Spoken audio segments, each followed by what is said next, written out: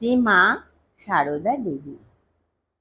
মঠের কয়েকজন সাধু তপস্যায় যাইবেন শুনিয়া কিশোরী মহারাজ মাকে বলিলেন, এই কর্মের মধ্যে থাকা যেন ভালো বোধ হচ্ছে না, আমিও তপস্যা করতে যাব, আপনি অনুমতি দিন।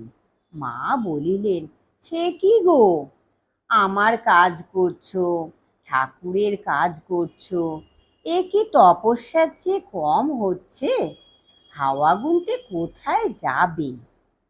কাশীধামে স্বামী শান্তানন্দকে মা উপদেশ দিয়েছিলেন, ঠাকুরের কাজ করবে আর সাধন ভজন করবে। কিছু কিছু কাজ করলে মনে বাজে চিন্তা আসে না। একাকী বসে বসে থাকলে অনেক রকমের বাজে চিন্তা মনে আসতে পারে। অবশ্য উপযুক্ত অধিকারীকে মা তপস্যার অনুমতিও দিতেন না। কিন্তু আমরা এখানে অন্য বিষয়ের আলোচনা করিতেছি। ছোট ছোট বিষয়েও শ্রী শ্রী মায়ের তীক্ষ্ণ দৃষ্টি থাকিত এবং তিনি বিশৃঙ্খলা সহ্য করিতে পারিতেন না। একদিন জয়রামবাটিতে গৃহকার্যে নিযুক্ত একজন স্ত্রীলোক ঝাঁট দিয়া ঝাঁটাটি ছুঁড়িয়া একদিকে ফেলিয়া রাখিলে তিনি বলিলেন যে ঝাঁটাটিকেও সম্মান করিতে হয়, সামান্য কাজও শ্রদ্ধার সহিত করিতে হয়, ছোট জিনিস বলিয়া তুচ্ছ করিতে নেই। অপচয় তিনি পছন্দ করিতেন না।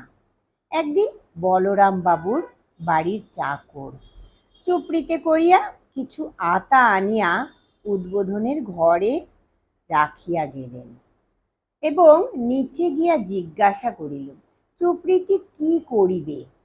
নিচে যাহারা ছিলেন তাহারা বলিলেন, ও আর কি হবে, রাস্তায় ফেলে দে।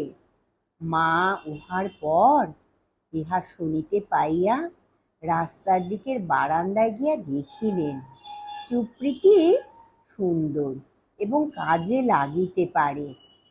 এইরূপ দেখিয়া মা অপচয়ের নিন্দা করিয়া উহা আনাইয়া ধুইয়া আবার যত্ন করিয়া রাখিয়া দিলেন। জয় ঠাকুর, জয় মা, প্রণাম মাগো।